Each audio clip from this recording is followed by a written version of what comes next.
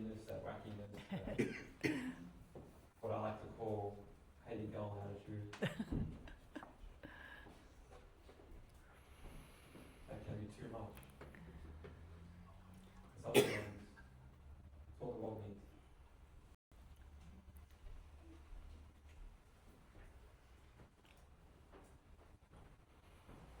So we welcome Aldwyn to the stage.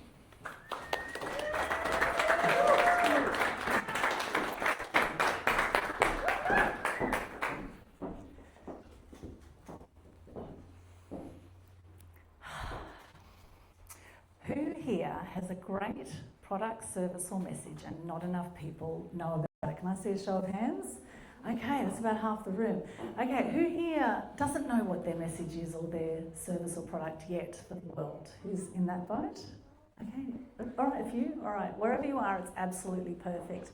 I truly believe everything happens for us, not to us. Now, growing up in the Northern Beaches area of Sydney, anyone know that area, Manly area, North, yeah? As a first generation Australian, people might be wondering why I'm called the Media Queen. Anyone wondering that? Well, Aldwyn Alternate is a very unique name, right? A lot of people have trouble saying that name. I have Greek, Turkish, Ukrainian heritage with a Welsh name. Now, all three countries, Greece, Turkey and Ukraine or Russia, were all at war with each other at one point, right? So I say my parents had make-up sex and I'm the love child. I'm very grateful for that. I've been spreading the love ever since. But actually, it wasn't always like that. As a kid, in the Northern Beaches area of Sydney back in the 70s and 80s, it was a very racist kind of time, I think. Anyone remember the romper stomper days? It was, you know, people didn't really understand people that, you know, had a different heritage too. Even though I was born here in Australia, you know, I thought I looked kind of Aussie, my name was different. The food I took to school was different. You know, I was taking tabbouleh to school. You know, the other kids were taking, you know, white bread with hundreds and thousands on it. Anyone remember that? And the little Ribena poppers. So, growing up in that environment, I was bullied as a kid. I never felt I belonged in the schoolyard. I never felt I belonged at home. I had a very strict European father.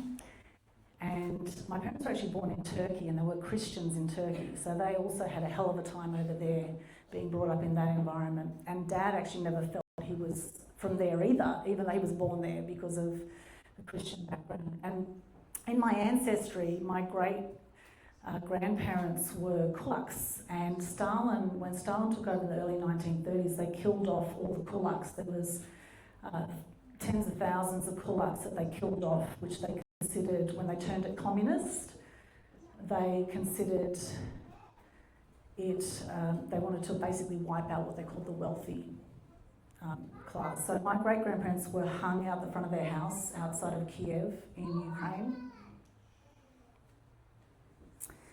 When Stalin's men knocked on their door and said, "Get out of the house."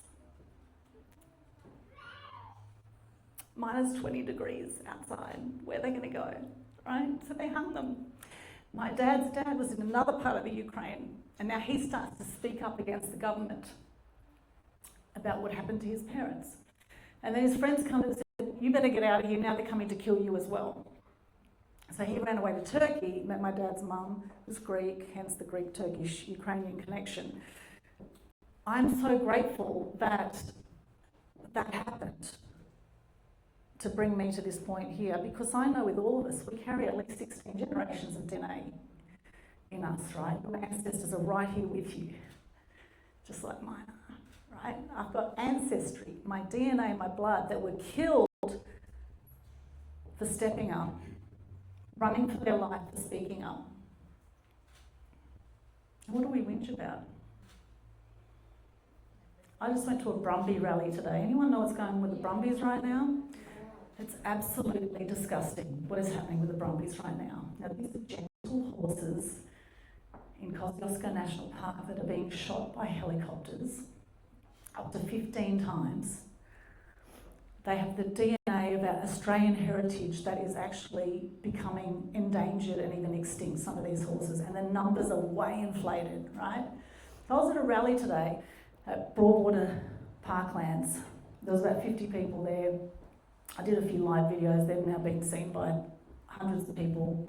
That'll now get shared out there. Now, we don't know what we don't know, right? And sometimes I think, we're presented with things in our life because everything happens for us, not to us, right? And sometimes we don't know what that is. So I grew up very angry, very depressed. My dad always said anger is danger. Anyone heard that term, anger is danger? So I internalised my anger for a long time, which actually led to depression. I've had depression. I've had 4 friends taking their own lives by the age of 45. And this is an epidemic right now. The mental health crisis out there is an absolute epidemic. Through COVID, we had about 1 million people a year before COVID take their own lives. That went up 4 times after COVID. And now we've got all these other pressures happening, right? And the pressures will keep happening because it's the yin yang of life. There's always going to be dark, there's always going to be light forces. But the question is, what are you doing about the experiences that are coming your way? Or perhaps what has been there for your ancestry, for what has been there in your DNA. Now in 2023, I got slipped out to sea in Coffs Harbour. I thought that was going to be the last day that I was going to be on the planet. I remember being in the middle of the ocean after we'd been forward driving at South Boambi Beach. Anyone know that area? South Boambi Beach. Went forward driving right up to the end of the beach. There's a creek at the end of the beach there, and I hopped into the creek, and my friends had gone up ahead of me and they started to walk back. Because what happens in this creek, you hop in, the water comes up to your knees. So I hopped in, friends are walking back, and I'm floating down this beautiful big creek, and a sandbank stops you normally, and you get out and you come back. Well, I went down this creek and closing my eyes, beautiful sunny day, and suddenly I hear things unsettled a bit around me. I open my eyes and there's this massive wave above me, about the height of this ceiling right here. A massive wave came over me. I just went straight under it, and then another wave, and then another wave, and before I knew it, I was tumbled and taken way out to the middle of the ocean. No lifesavers, no boats. It's dark when you're in deep ocean. I was paranoid about sharks. I remember looking down, because this area is known for sharks. Paranoid, looking down, and then thinking, doing my best not to be paranoid. And then this thought came to me. I thought, oh my God, I've said to people that if I die, the ocean would be a great way to go. And then I'm in the middle of the ocean, oh my God, if I manifested this moment, I think, no, don't think about that, don't worry, no, just stay calm. And then thank God I've done breath work. So then I just keep breathing, keep your head above water, keep breathing. And I had to keep my head above water, and I knew not to fight it because I've been caught in many rips before, but this wasn't like a normal rip. This just kept going further and further out to sea, right? There was no coming back to the I had to let go. I had to trust. I had to think to myself, okay, this is happening for me, not to me. Well, thankfully, my friends sought help. The whole story is in the Fear to Freedom book, which we've got here. The reason we put this book out with Leanne Clune last year is because anywhere you stopped in life, there's some kind of fear going on. And how can you move to freedom? And here we had 13 people, amazing people from around Australia, sharing their stories of how they've overcome some kind of challenge. And you'll have stories in your life where you've overcome some kind of challenge. And there's clues in those stories. I saw a lot of animal cruelty for years. I decided to do something about it. Started the world's first Animal Action Day in 2007. We've now done 19 annual events. This is our 20th annual event, raising awareness, appreciation, respect for all animals. Because it was not okay that animal cruelty was happening as much as it was happening. It's not okay. And if we don't speak up about it, we aren't being part of the problem. I truly believe that. Even if it's just sharing a post or signing a petition or making a different choice when you go shopping, right? There's something we can all do. And if we all think it's all too much, what can I do as little old me? As I did think for a long time. I did think I was helpless and hopeless for a long time. And I did think, what can I do as little old me? And I invested heavily in myself, right? $1 million plus I've invested in my business and personal development. Yes, I needed a lot of help. I'm sure I still need a lot of help. You know, this is life, right? It's the ongoing journey of life. It's the roller coaster ride of life. And I'm so grateful for all of it. So grateful for all of it.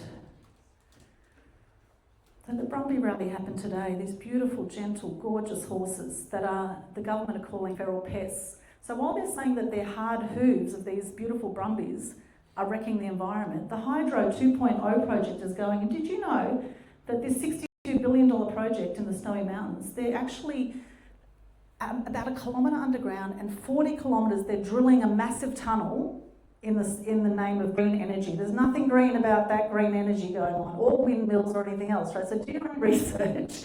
Do your own research. But, you know, we're living in a time where there's some mad stuff going on, right? And a lot of it we can't control. Right? So what can we control? What can we do to create change? What can we do to share from the heart, to tune into what is it that has made us mad, sad, or glad? And how can we share that? Now I'm doing my bit to help transform from helping people move through depression and suicide. We had a Good News Day started in 2018, 8th of the 8th, 18, an annual Good News Day to share gratitude and good news. Now we have the Global Good News Challenge every month, and this month for June is our 6-year anniversary. Every month it's a free challenge, sharing gratitude and good news, and I invite you to do the challenge and to see how you feel when you get into gratitude and look at the areas of your life and the things that have happened for you that may actually be blessings in disguise. And I want to leave you with this quote, one of my favourite quotes from Gandhi. It's, "Be the change you wish to see in the world." Thank you.